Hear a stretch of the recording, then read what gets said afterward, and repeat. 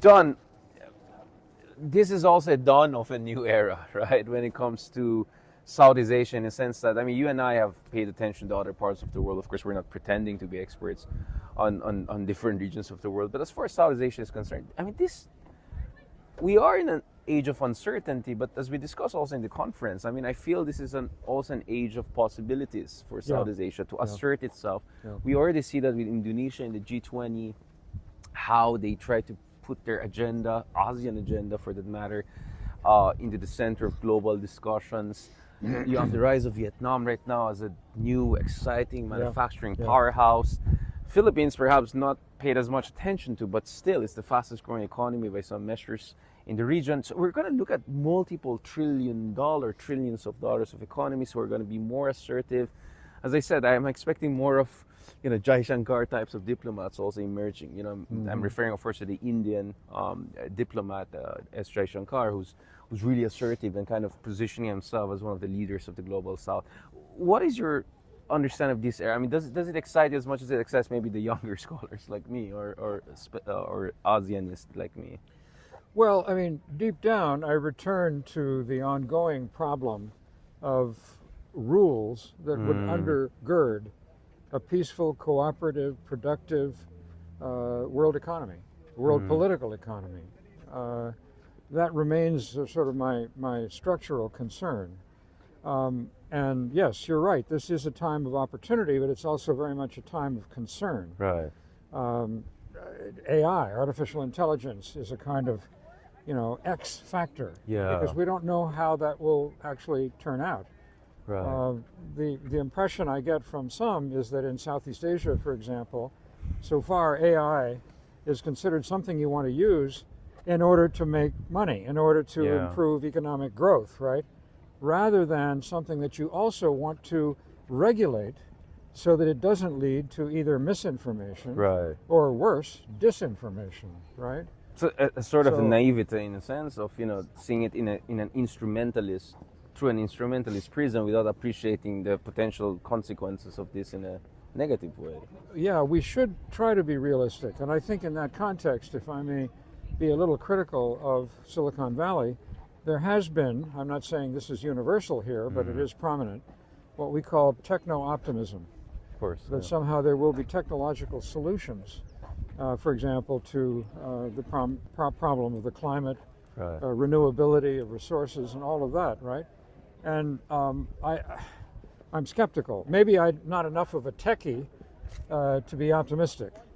That's possible, that's always possible. Right. But I am nevertheless skeptical about that. And I think there are challenges that need to be met, and they have to be met in some way cooperatively. And that leads to the following question. The world-based rules-based order is ultimately, necessarily, I suppose, a multilateral exercise. And yet we have now, in recent years particularly, the proliferation of minilateral initiatives. Ad hoc, issue-specific, few countries here and there. That's right. 3 or 4 being the magic number, perhaps. Yeah, including the Philippines. Especially with the new squad. That's right. The new leadership in the Philippines, right? So we've got the U.S., Japan, the Philippines. These are extraordinary combinations, right? On a small scale, right? Now, someone can argue, Don, we don't even know what minilateralism means. Right. I think there's a common in the literature notion that anything more than 3 countries is multilateral. It's a crowd. It's a and so the argument is no. Minilateralism doesn't. Well, no, I'm sorry, I disagree. That's merely a mathematical argument, and I'm willing to avoid reaching a firm definition of where minilateralism becomes multilateralism. I mean, the problem really is, does it work or not? Arguably, multilateralism, to some significant extent, is a declaration of identity, of commonality, let's put it that way, right? Why does China emphasize multilateralism and dismiss minilateralism? Because China's a big power. The Shanghai Cooperation Organization, one can think of examples. The Belt and Road Initiative, these are large networks, right? And I must say that it makes sense that if those very large networks can turn into sources of rules to which all of the many members agree, then that will move towards some sort of a more rules-based political economy. Now, Right. whose rules? That's the question. And if it's China's rules, what will that do to democracy, to the freedom of markets, and so forth, right? A freedom, incidentally, that the United States and China both are now impairing insofar as they're focusing on industrial policy without letting the market Right. take over, right? But Don, I mean, we can have a conversation whether it's a cow or donkey, but let's just say the elephant in the room is ASEAN in a sense, because where do you see ASEAN going? Because my understanding, as someone from the region, is, ASEAN is in what you can call a middle institutional trap, like a middle income trap, right? Like the arrangements it had were perfect when it was, in a different era of agglomeration, 10 very diverse countries coming together, and perhaps successful because we don't see the things we see in the Middle East, like Game of Thrones situation, as we see here in Southeast Asia in terms of intra-regional conflicts.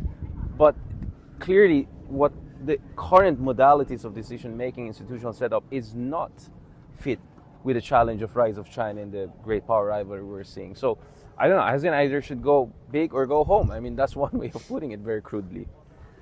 Well, I would put it a little differently. That ASEAN should go big or go home. I would say that the measure of success should not be in the size of the entity, the number of countries that are involved, but rather in the effectiveness of whatever the arrangement is, even if it includes only 3 countries, 4 countries, 6 countries. And with regard to ASEAN, there's the old debate about, is it a horse or a cow, right? If it's a cow, we milk it, particularly for economic advantages, and ASEAN has been relatively successful in terms of trade relations and so forth, although right now, with China appearing to dump on the market in Southeast Asia with all the excess products that they produce. Overcapacity and so forth, that's getting to be a little doubtful. But it seems to me that if you have a small number of countries, and the key term here is like-minded, that's crucial. If they are already like-minded, they're more likely to act together to actually make something happen, an initiative of some kind. And so when we talk about the Quad, AUKUS, and so forth, these are examples of small initiatives, whether it's in the security realm or beyond that, that it seems to me are important because of what they can do, not because of what they are, which is small. It's a very functional approach, right? Yeah, and they're relatively small size, assuming that their economies include some economies that are important enough to give them real clout, real economic clout, which is, of course, an important difference. But it's, my colleagues don't all agree with me. Some people disagree and say, no, Don, that's ridiculous. And it could be argued that minilateralism undermines the global economy because it's not about multilateral agreements. But you could also say it's varieties of minilateralism. You can have inclusive and constructive minilateralism, and then you can have cliquish minilateralism. So I think just dismissing minilateralism without looking at its varieties, I think, I'll be honest, I think it's quite an intellectually lazy way of looking at it. And I think, just as there have been discussions of the Belt and Road Initiative, how successful, unsuccessful, and the whole thing about debt trap diplomacy and all of that, right? There should be cold-blooded analyses of multilateral initiatives, not for what they are, but for what they do, and of course also what they can't do and don't do, right? Before we reach a judgment. So more of an outcome-oriented rather than process-oriented, as important as process is. Yes, that's exactly what I have in mind. And I think that is potentially quite promising. And I also think that inside ASEAN, the willingness to consider minilateral arrangements of one sort or another is increasing. It's not decreasing. Because, Pita Limjarunrat, right, the politician in Bangkok, right, when we watched his video during the conference, he was talking about we need to reform ASEAN, right?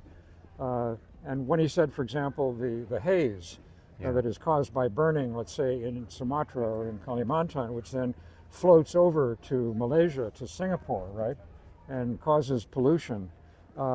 something that has not fully been taken care of yet. And he's saying this is something that ASEAN should do. And then we run up against the non-interference principle.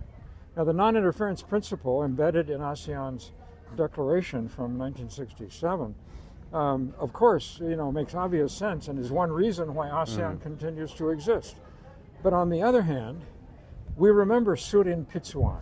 Right. Of all of the Secretary Generals of the UN, if I may make a sweeping statement, Right. without having met all of them, Yeah. remember that, without having met all of them, without was having special, interviewed yeah. all of them, the one that I remember the best because I got to know him is Surin Pitsuwan. And he was an academic too. I mean, Exactly. Yeah, that always helps. Yeah. That's right, and he was unusual in many respects. He was a Muslim. Yeah, his background, Islamic yeah. background, right? I could go on and on. Styling, yeah. My admiration for him is very, very high. Yeah. I knew him, I spoke with him, I liked him a lot. And what he did on the issue of the hurricane, if that's what one can call it, that swept into Myanmar, Nargis, yeah. Exactly, Cyclone Nargis. Yeah. that storm created an opportunity under, if you will, the guise of humanitarian assistance Right. For ASEAN. for ASEAN actually to intervene. Yeah. Now, quote unquote, intervene in what I consider to be a good sense, Right. a positive sense, right? And so now it's fascinating to look at the way in which some of these minilateral arrangements either begin with or soon articulate a humanitarian approach. Take, for example, the Quad. Well, we know that the Quad is all about security, right? But the Quad chose, when it began, its sort of first move, in a way, on the international stage, was not anything to do directly with security. It was humanitarian in character. And so that made sense. In other words, if you and I were running a minilateral outfit, would we want to start with security, which is Yeah. very controversial, especially if we had links with an outside Yeah. power, whether China or the US? Probably not. We would want to start with something that it's hard to disagree with. Humanitarian aid is a good Yeah. example. Well, what is the border between humanitarian aid and outright intervention for security purposes? Let's put it this way, it's a porous border. Yeah. There is a border, admittedly, and I'm not saying we should smuggle, politically motivated military moves Yeah. under the guise of being Humanitarian, humanitarian. That would be Well, wrong. we saw in Libya, right? Things got pretty. I mean, that was supposed to be to prevent mass atrocities by Gaddafi, Yeah. in Benghazi, and next thing you know, I mean, the whole thing just blew apart. Yeah. So I think there are opportunities for minilateralism, but I'm always running up against the contrary argument, which says, look, Don, you can't build a quilt by just putting together little squares. Right. When I say putting together, I mean just creating little squares. Until you're able to sew those little squares together in a quilt that spreads around the planet, or at least around a region, you're not going to succeed in trying to establish this rules-based order. And then the last thing I would say is that the scope and therefore the power of this argument against unilateralism, in a way, is increased by the problem of the Indo-Pacific. And here what strikes me is that instead of sparking a dialogue within ASEAN, a creative dialogue about all of the different things that ASEAN could do or try to do in the Indo-Pacific context, the ASEAN outlook on the Indo-Pacific. Now, I'm talking about a text. I'm not talking about the discussions that are going on now regarding the text. And maybe I'm being a little bit pessimistic only because I'm interested in focusing on the text, which is getting older and older and older and therefore less useful. Nevertheless, what is the purpose of that text? The purpose of that text is to say, hey, we are ASEAN. We matter. We're important. That's our outlook. In other words, don't think of the Indo-Pacific without thinking of ASEAN. Okay, fair enough. That has to do with the notion of ASEAN centrality. And let's face it, on the map, ASEAN is not central to the Indo-Pacific. It's true that it's located as a bridge zone between the two oceans, the Indian and the Pacific Ocean. But let's face it, no, it's not at the center of the Indo-Pacific. Runs all the way to East Africa, after all.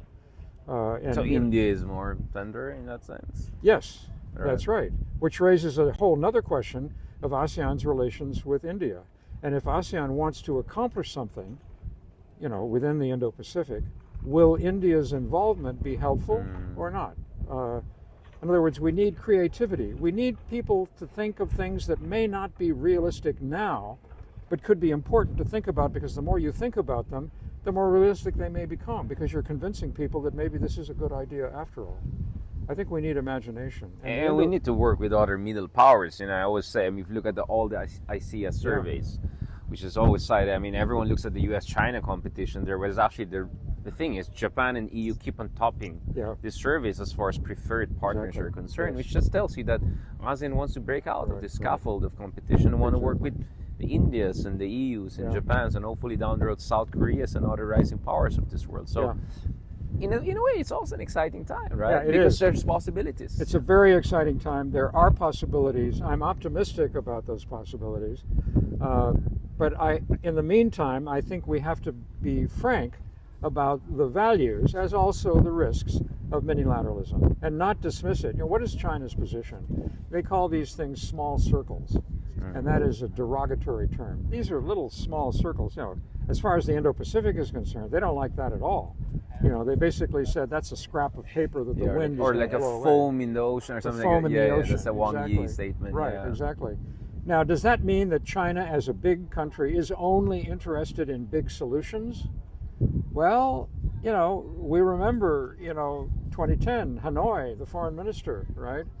When he was upset that members in the meeting, ASEAN members, were fully prepared to talk about a very sensitive topic, namely the South China Sea. The American Secretary of State was there, of course, as well.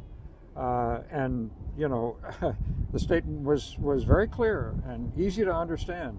Some countries are big countries and other countries are small countries. Implication, we, China, are a big country. You guys are small countries. I'm almost tempted to say, so shut up. And Might is right. It's back to that kind of pre-international law mindset that, the big powers get their way, and it's just how it works, right? And another example, of course, getting to the South China Sea, is that China has for years and years and years postponed the COC, right? Put it off, some kind of final decision that would regulate the very dangerous situation, especially with regard to the Philippines, right? Scarborough Shoal, just the other day, right? It came into, the sights of Chinese ships and so forth. It's a very dangerous, somebody's going to get killed.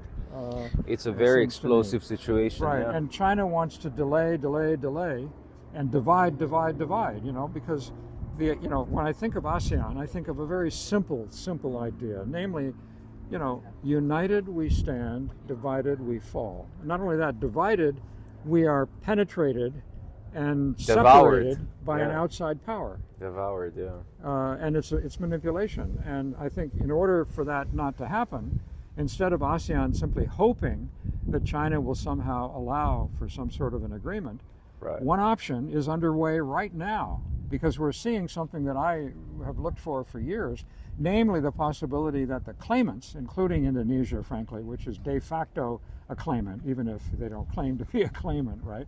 To take the maritime claimants and have some kind of a decision among them, which does not represent ASEAN as a whole. It does not implicate Laos in particular. The president of Laos recently just got back from celebrating the Soviet Union's victory over Germany, in the arms of Vladimir Putin, right? So I'm not sure that Laos is a good member, because the relationship between Moscow and Beijing, which some of my colleagues said at one point, I don't know if they still believe it, don't worry, Don, no, this is alliance of convenience. This is just a convenient arrangement, and we remember the history, the border between the two countries. There's a lot of bad blood. Enmity. Don't worry about it. Well, I think that their complacence is unjustified. No, and we're seeing something that looks very, very different. So there's so many changes going on in the world that I think, what am I recommending more than anything else? Creativity. Realism, of course, but not the killing realism that says, frankly, we can't do anything. Because that leads to paralysis. Strategic fatalism. Exactly. I think strategic fatalism is a terrible idea. Yeah. I think we need creativity. A critic would listen to what I just said and say, how self-serving of you as an academic who sits at your desk, safe, right? Nobody's And a affected. beautiful campus. Yeah, in a beautiful campus, and invents all of these ideas that may be completely unrealistic, you know, and you think you're contributing? I mean, come on, right? So I'm humble. I am an academic, and I'm just someone who is, you know, talking, right? Thinking. I don't have the power to implement the ideas that I have. But hopefully, to go back to my experience in Hanoi, you know, when I'm talking to someone in government, whether it's in Vietnam or somewhere else, I don't want to hear the answer, you know, listen, we haven't had to worry about this for 2,000 so years, and we're not going to worry about it for the next 2,000 years. And I don't think we have the luxury of another 2,000 years, because in the next 2 months